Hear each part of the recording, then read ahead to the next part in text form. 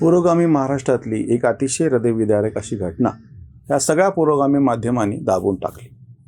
वैयक्तिक पातळीवरती त्या कुटुंबाच्या बाबतीत माझी सगळी सहानुभूती आहे आणि विशेषतः प्राध्यापक रणजित परदेशी सर माझे वैयक्तिक स्नेही पण राहिलेले आहे.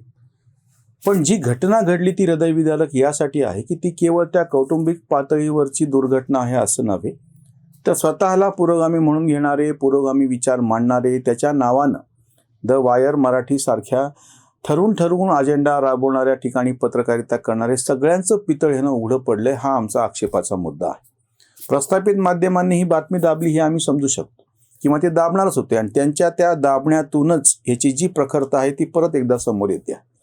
प्रसंग घडला असा, धुळ्याला कॉम्रेड शरद पाटील यांनी सत्यशोधक मार्क्सवादी कम्युनिस्ट पक्ष हा कित्येक काळ चालवला होता. म्हणजे ती चळवळ म्हणून, पक्ष म्हणून काही त्याचं फारसं असं स्थान नव्हतं त्याचं, पण वैचारिक पातळीवरती आपण मान्य करूयात. ह्या सत्यशोधक मार्क्सवादी कम्युनिस्ट पक्षाचे धडाडीचे नेते कार्यकर्ते म्हणजे प्राध्यापक रणजित परदेशी सरांनी सरोज कांबळे ह्या तशाच पद्धतीने कार्यकर्ते असलेल्यांशी आंतरजातीय विवाह केला. या दोघांचं अपत्य जे जन्मलं त्याला त्यांनी नाव ठेवलं स्वतःला पुरोगामी असल्यामुळे इनायत, म्हणजे इनायत मोहन सरोज. कारण की परदेशी आडनाव लावायचं की नाही, कांबळे लावायचं की नाही, पुरोगामी असल्यामुळे हा इनायत हा स्वतःला पुरोगामी कार्यकर्ता म्हणून घेतो. हा स्वतः द वायर मराठी सारख्या ठिकाणी उजव्याच्या विरोधात म्हणा किंवा तथाकथित स्वतःला पुरोगामी म्हणून पुरोगामी महाराष्ट्रातला असल्यामुळे तशा पद्धतीचं लिखाण करतो. त्याच्यामध्ये महिलांवरचं अत्याचार, दलितांवरचे अत्याचार, शोषितांवरचे अत्याचार हे सगळं ते लिहितात. ब्राह्मणवाद, मनुवाद ह्याच्या विरोधामध्ये ह्यांची लेखणी सरसर चालते. वाईट प्रसंग घडला असा की 5 वर्षापूर्वी परदेशी सर आणि त्यांच्या पत्नी सरोज कांबळे दोघेही निवृत्त झाले. त्या पंजाब नॅशनल बँकेमध्ये होत्या, सर प्राध्यापक होते. त्यांच्या निवृत्ती वेतनावरती हा जगत होता, हा करत काहीच नव्हता इनायत. आणि जेव्हा ह्याला कळलं की वडील पूर्णपणे बेडिडन, किडनीच्या आजाराने सर आजारी आहेत, पूर्णपणे पलंगावरती झोपून आहेत, कित्येक वर्ष अशी गेल्याच्या नंतर त्यांच्या पत्नी म्हणजे सरोज कांबळे ह्या दुसऱ्या लग्नाचा विचार करतायत. प्रत्यक्षात काय ती गोष्ट बाजूला ठेवूयात, केवळ आपली आई पुनर्विवाह करू म्हणजे विवाह करू पाहते आहे दुसरा, आपले वडील आजारी आहेत त्यांना सगळ्यांना सोडून. आणि तसं झालं तर केवळ तेवढी जरी काळजी असली असती तरी मी समजू शकतो.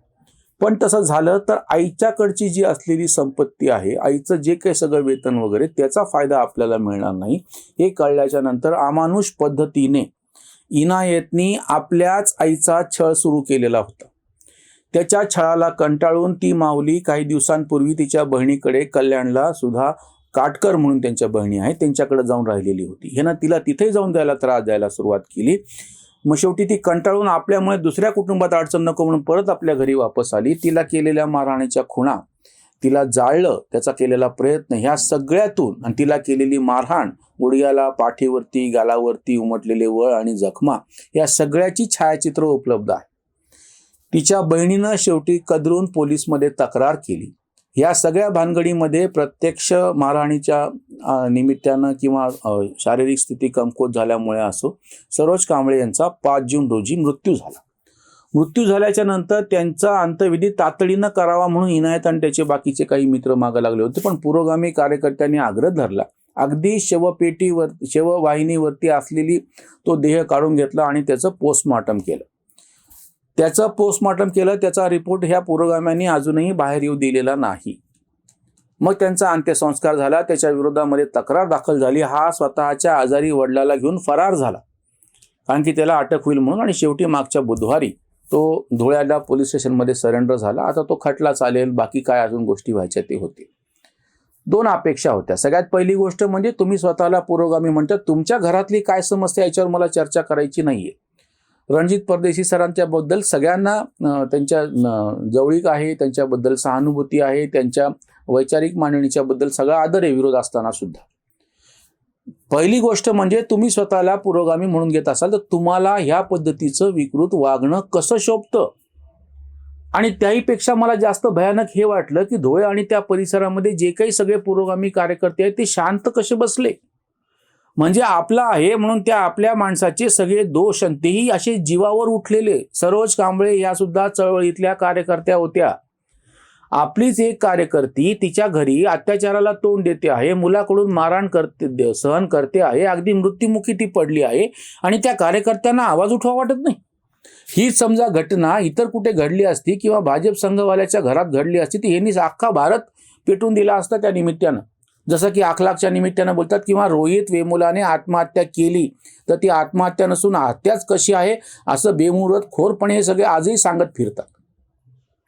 मग जेव्हा हाच प्रसंग तुमच्याच घरामध्ये घडला, हाच प्रसंग तुमच्याच कार्यकर्त्याच्या बाबतीत घडला, हाच प्रसंग तुमच्याच कार्यकर्त्यांनी घडवून आणला, हा गुन्हा त्यानंच केलेला, इनायतनी केलेला आहे, हे सगळं माहीत असताना हे गपचूप कसे बसले आणि लोकाला शहाणपण शिकवणारे मग आता सगळे स्त्रीवादी आंदोलन करते कुठं गायब झाले?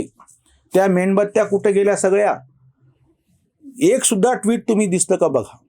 ही जी बातमी ज्या ऑफ इंडियाच्या मी तुम्हाला हवाल्यानं देते आहे ते एक इंग्रजी न्यूज पोर्टल आहे आणि अजून एक फक्त मराठी, हे दोन सोडलं महाराष्ट्र टाइम्सनी एक छोटी बातमी दिली की तर सरोज कांबळे वाचल्या असत्या, म्हणजे त्याच्या त्या आधीच्या तक्रारीची दखल घेतल्या गेली असती वगैरे वगैरे, पण त्यांनी इनायतचं नाव घ्यायचं म्हणजे हे केलं, टाळलेलं आहे. म्हणजे हा जो डांबरटपणा डाव्या चळवळीमध्ये शिरला आहे त्यांचा केवळ त्या पूर्णपणे निसंदर्भ होत गेला ते केवळ राजकीय ह्याच्यामुळे नाहीये. राजकीय पराभव एक भाग आहे. खरं तर अशा कितीतरी संघटना आहेत आज सुद्धा त्या प्रत्यक्ष राजकारणात नाहीत पण आपला प्रभाव टिकून आहे. वैचारिक दृष्ट्या जेव्हा यांचा भ्रष्टाचार सुरू झाला, नको त्या तडजोडी सुरू झाल्या, ही पहिली गोष्ट. आणि दुसरी महत्वाची गोष्ट म्हणजे प्रत्यक्ष कृती. पुरोगामी चळवळीतल्या कार्यकर्त्यांची कृतीच बंद होऊन गेली. NGOच्या पद्धतीनं 80च्या नंतर मोठ्या प्रमाणात छोट्या मोठ्या संस्था काढणे, त्याला अनुदान मिळवणे आणि त्याच्यामध्येच अडकून राहणे म्हणजे त्यांचं पण एका अर्थाने सरकारीकरण होऊन गेलं. म्हणजे एखादी संस्था संपवायची असेल तर ते नारायण कुलकर्णी कवटेकरच्या कवितेमध्ये त्यांनी माझ्या डोक्यावरती हात ठेवला आणि लक्षात आले माझ्या पाठीचा कणाच गायब झालेला आहे. ह्या सगळ्या चळवळीचं असं होऊन बसलेलं पुरोगामी चळवळीचं. त्यांच्या डोक्यावरती ज्यांनी कुणी ज्या पद्धतीनं हात ठेवले, ज्या पद्धतीनं मदत झाली. इंदिरा गांधीचं अधिकृत धोरण होतं की NGOला, ह्या सगळ्या डाव्यांच्या NGOला मोठ्या प्रमाणात अर्थसहाय्य करा आणि अक्षरशः ते खरं ठरलेलं आहे. यशवंतराव चव्हाणचा तर किस्सा सांगतात, शेतकरी कामगार पक्ष संपवायचा असेल तर त्यांच्या कार्यकर्त्यांना पहिले दारूचे गुत्ते देऊन टाका, 10 वर्षात पक्ष संपतो. खरंच पक्ष संपला म्हणजे पक्षाची ताकद संपली.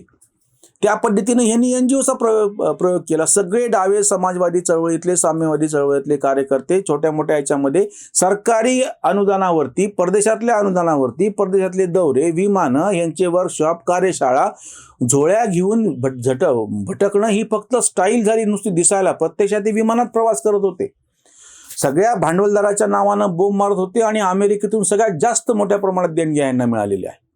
ज्या भांडवलशाहीच्या विरोधामध्ये आजही बोंब मारतात, आंतरराष्ट्रीय कट असं तुंतुणं चालवतात कुमार केतकर सारखी लोक. त्यांना फंडिंग करणारा जॉर्ज सोरोस सारखा भांडवलदारच आहे. म्हणजे हे ढोंग लक्षात घ्या. आता इनायत परदेशीच्या निमित्तानं जे सगळे हे भयानक प्रकरण समोर येते, मला परत मी सांगतो, परदेशी कुटुंबियांच्या संदर्भामध्ये मला पूर्ण सहानुभूती आहे आणि त्यांची कुठलीही बदनामी मला करायची नाही. अधिकृतरित्या पोलिसांनी दाखल केलेला गुन्हा, तिथे नोंदवलेला FIR, त्याच्या झालेल्या तक्रारी आणि पोस्टमॉर्टमचा रिपोर्ट, या सगळ्याच्या आधारावरती मी हे सगळं सांगतो आहे की या सगळ्या पुरोगामी कार्यकर्त्यांचं नुकसान सगळ्यात जास्त पुरोगामी कार्यकर्तेच करत आहेत. मागच्या व्हिडिओमध्ये आम्ही गळ्याला नख लावणं असा शब्द वापरला होता. ते फक्त त्या दाई आणि घरची माणसंच करतात, तेव्हा ते बाळ मरतं अगदी अल्प याच्यामध्ये. पुरोगामी चळवळीतलं उलट झाले, फक्त ते अल्प वयी नाही, खूप एवढं मोठं धबाडगा झालेलं मोठं बाळ आहे, पण ह्याला नख लावायचं काम सगळ्यात जास्त मोठ्या प्रमाणात यांचेच लोक करत आहेत. इनायत परदेशी पूर्णपणे पुरोगामी होता आणि पूर्णपणे पुरोगामी नियतकालिकात वेब पोर्टलवरती लिहित होता. याच लोकांनी आपल्याच कृतीने पुरोगामी चळवळीला नख लावलेला आहे. हेच लिब्रांडो यांच्या चळवळीच्या हत्येला कारणीभूत आहेत. ही हत्या सरोज कांबळेंची नाही, ही अख्ख्या पुरोगामी चळवळीची वैचारिक हत्या आहे, हे लक्षात घ्या. इथेच थांबूयात. मृतात्म्यांना विनम्र श्रद्धांजली. ते जरी आत्मा मानतात की नाही माहिती नाही, आम्ही मानतो म्हणून आम्ही त्यांना मनपूर्वक श्रद्धांजली, आदरांजली अर्पण करतो. धन्यवाद.